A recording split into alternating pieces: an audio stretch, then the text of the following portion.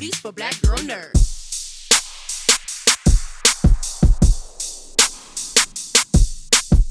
Thank you, ladies. I am so excited to speak with each of you. I love all three of your characters for so many different reasons, but the common thread between all of you, you guys are so wise, so beautiful, so cunning and intelligent, and the abilities to maneuver in a society that doesn't want the women to run things.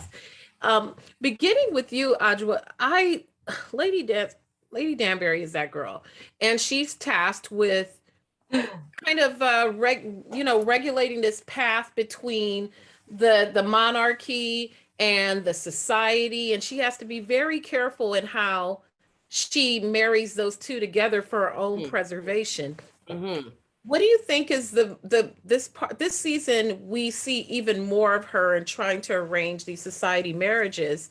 What is the most difficult part about for her about navigating that road between these two sides? What's too much? What's too little for someone like her in that position? Okay, I think you absolutely nailed it when you say it is that navigation, Chandra. I think the story I've always given myself about Lady Danbury is that when she came to court some decades prior, she had to learn the game for herself. I don't think she had people around to give her guidance and a mentorship.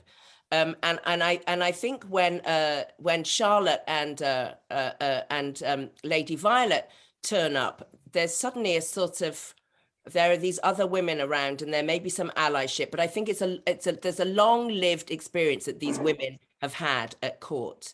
And I always had this image of Queen Charlotte turning up and Lady Danbury going, okay, don't leave your lunchbox over here. Never go in the bathroom when they're there, just kind of being that person that's like, I sussed it out, let me just pass it on. Yes, no, that sort of thing. And I think she treads that line all the way through, because that's what you have to do in the world if the world is not made for you. This we know. You have to work out what are the strategies in order for you to survive and then thrive. And so I think she employs these strategies for the people she decides she wants to give that love to. And so we saw that happen. She's happened in her own life. That's why she is who she is at this point in her life. She's powerful. She has influence. She has money. She is free. And at a time in this Regency era for women, that's not something you can expect to rely upon, because women were still chattels.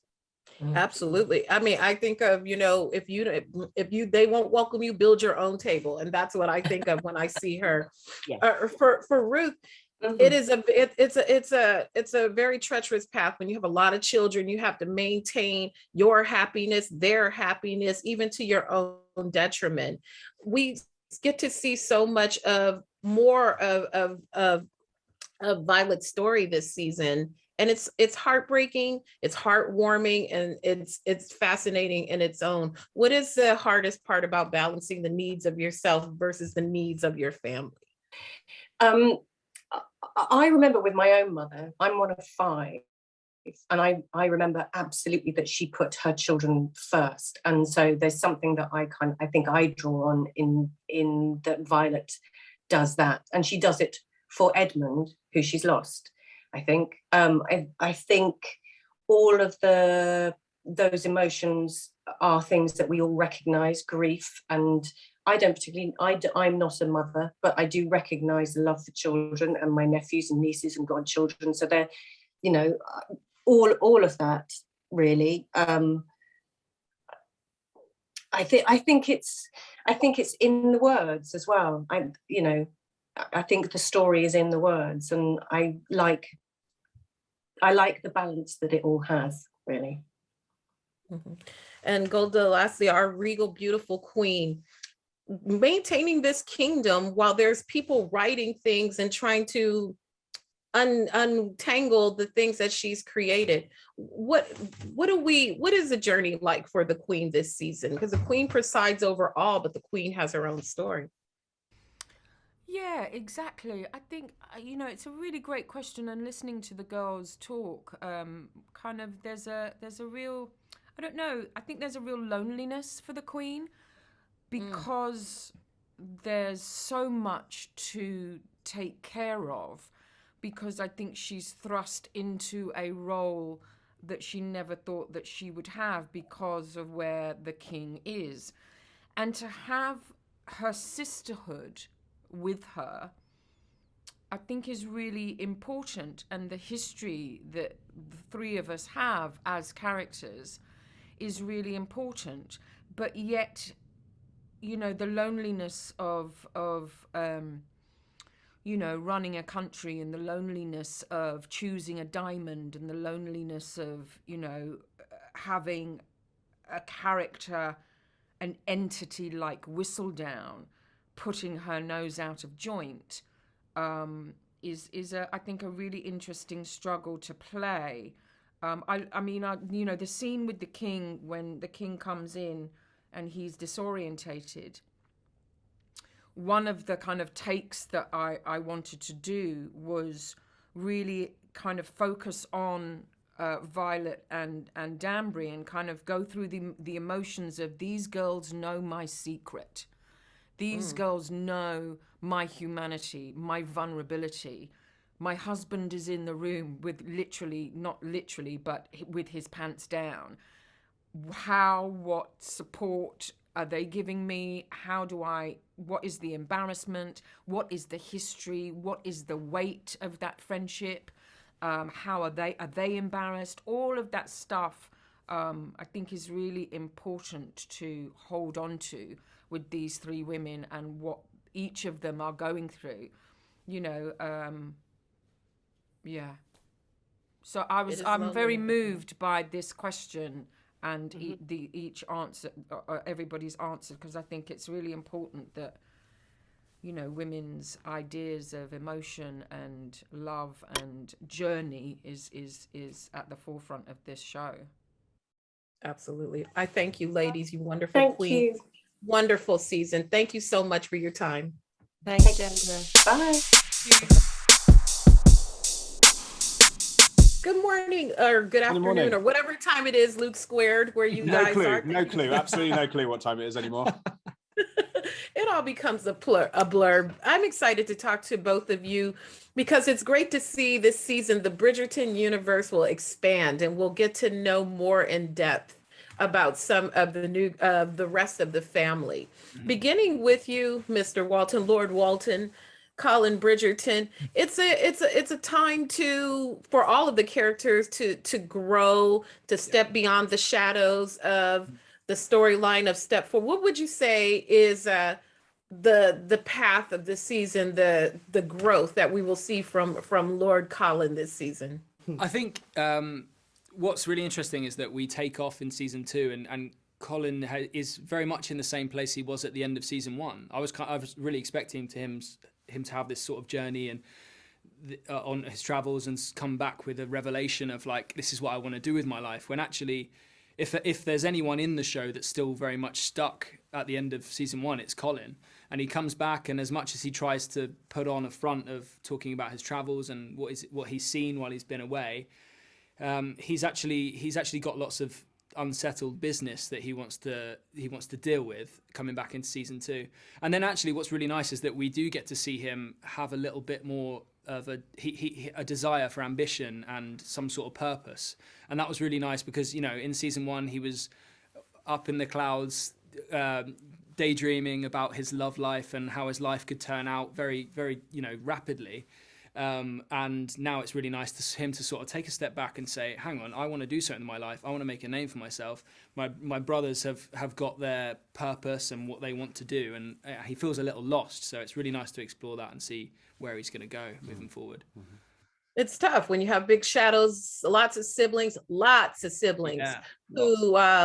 kind of have that charge of the family fortune, and maybe one's the social against the machine, and then you've got a sister who was a diamond before, and it's a whole lot to step beyond. So it's an evolution, it's a growth, and it'll be fun to see him do it. And over to you, Mr. Thompson, for Benedict Bridgerton, same thing, finding their own, stepping beyond their brother's shadow, their sister's shadow, to really embrace the man that he is. Is this a season of growth for him, as well as he ventures out and gets to be more in touch with what makes him happy? Definitely. I mean, it's funny. Rather than sort of finding the man, it's sort of more like discovering. Like I think he you know, there's a lot that you feel he's sort of It's funny. I think Benedict spends a lot of time sort of trying on different attitudes to things, like sort of trying on different jackets this season. He sort of is like, oh, I actually think I'm extraordinary and I'm a really good artist, and I'm gonna like just suddenly liberate myself from this family and become like, you know, find out what I am in my own right. And then obviously that gets complicated later. Like I just sort of think he's really sort of definitely struggling to sort of find himself. I mean, I think that's surely like one of the, and it's so universal, right? It's just what happens with families. Like you're born into a family and you make sense as part of this unit, whatever that unit is, and then you have to sort of break free from it. Yeah. And how do you do that? And how hard is it to do that? Is sort of like the juice of what Bridgerton is really all about, really. Yeah. So I think all the characters have a go at that. The family, it's like a shadow. No matter how far you run, they're still there. They are still clawing back. Mr. Newton, for you, what do you think is the most difficult part for all of these siblings kind of struggling within this family? Maybe struggling is a strong word. Being within this structure, if you were on the outside looking in and seeing this big family. I think it stems from their reputation within society, really. They're held in such high esteem that it's difficult if they want to break out and do something that's out of the norm or the ordinary. And actually that's actually what's quite relatable to modern day, is that people are very much now starting to break out from the molds of what we've considered to be normal. So I think that probably that's where it all really stems from, is that each of them individually, you know, they live a very privileged life, and some may say, oh, they should just be content in where they're living, but actually they all have these desires and wants for a life of their own, like we've touched on already. Well, and also I guess the privilege, there's the other side to that coin, which is that they're observed a lot, and it's very important. You know, people look to them in terms of what's going on, so that can be paralyzing as well in its own way, I think. You know, it's a difficult thing to, you know, if you do have the opportunity to do lots of things, then what do you do? You know, particularly I think that with Benedict, like I sort of think, well, there's lots of things. I think Eloise says to him, you know, you could just do all these things, and obviously he can, but it's difficult when there is a lot of freedom. But then also this combination of there's freedom in terms of that, but then also you're being observed, so you're not that free, and obviously you're part of a society that is gonna, you know, judge you. I like how you put that. That is true. I wish I had some more time. I like how you put that. I'm going to have to marinate on that for a little bit. Thank you so much, gentlemen, for your time. A great season, and I appreciate you. Thank you so much. Oh, thank you very much. Love you. Take care. I'm so excited to talk to you guys, because your story this season is so fascinating to me, because so many times we've seen someone has some type of public disgrace or something happens that's very prominent, and just the aftermath of what that looks like. We never really see it from, you know, when we see celebrities and have those things in real life. So it's fun to see your characters go through that. Polly, beginning with you for Portia, this is trying to move forward after financial ruin, the next chapter in life. How did that affect her at the end of the first season? And what does that recovery and try to save face look like carrying into this season? Well, I mean, obviously it was terrifying. She was just staring into an abyss, basically, at the end of season one. I think one thing that Portia excels in is putting on her game face and presenting a front. Obviously, you get to see that slightly unraveling and half, you know, there's a lot of humor to be found in her frazzledom. But I think she's a survivor. She's a cockroach. It would take a lot to destroy Portia, and she's just going to keep marching on. She knows where she's going. She knows what is required, and she will achieve it. But that doesn't mean to say that at nighttime, but the cameras weren't on at this point, but that at nighttime she doesn't cry into her pillow, because she does. Right. Far more beautiful than a cockroach, but durable all the same. Yeah. Bessie, for you, it's rough when you have to live up to the expectations of your mother, of your family, and you have these pressures to succeed, and everyone has their own idea of what success looks like for you. And for Prudence, well, we don't know because she's very much like a rank and file and ready to do her mother's biddings. What does that look like for her? Is that a place where she can thrive? It makes her happy, makes her sad? I think you put it just really well, actually. It's all she knows, and it's what her mother's main driving force has been for her. So I think she just tries to do what she's told as well as she can, because that's all they knew. These young women, they just knew that they had to be deemed worthy enough, beautiful enough, not even necessarily intelligent, definitely not intelligent enough, but they just needed to be deemed as, I guess, acceptable to a man. And when that repeatedly doesn't happen, I think that's really horrible. I think it's really hard. It reminds me of the Year 7 disco, and there was a guy that I really wanted to ask me to dance, and he just never did. But look at me now. I can't remember his name. But it is that thing when you're like in a school disco and you just never get picked. And I think that's really heartbreaking. And I think, their main goal was constantly to be wed. And so we see that more and more attempts of that this season.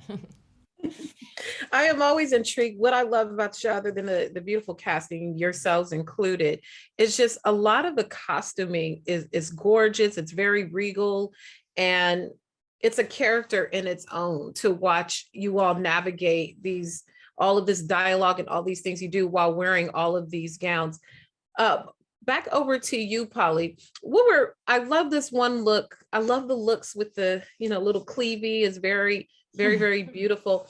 When you see yourself for the first time costume like that and get ready to shoot whatever scene of the day, how do you react to yourself? Does it change? What type of a change does it make happen in you once you see the full regalia before you go out?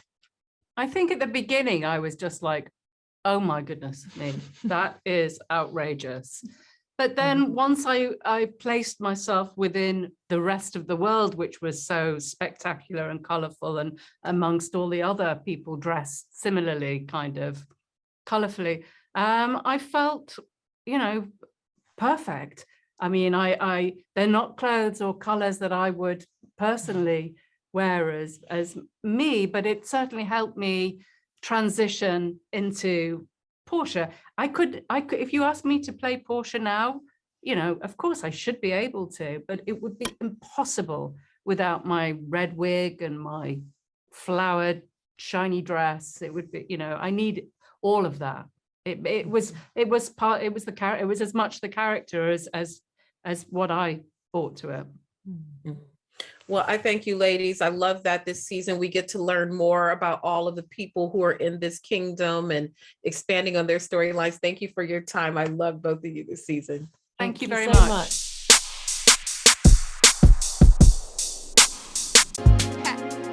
Better shake your booties for black girl nerves. Better shake your booties for black girl nerves.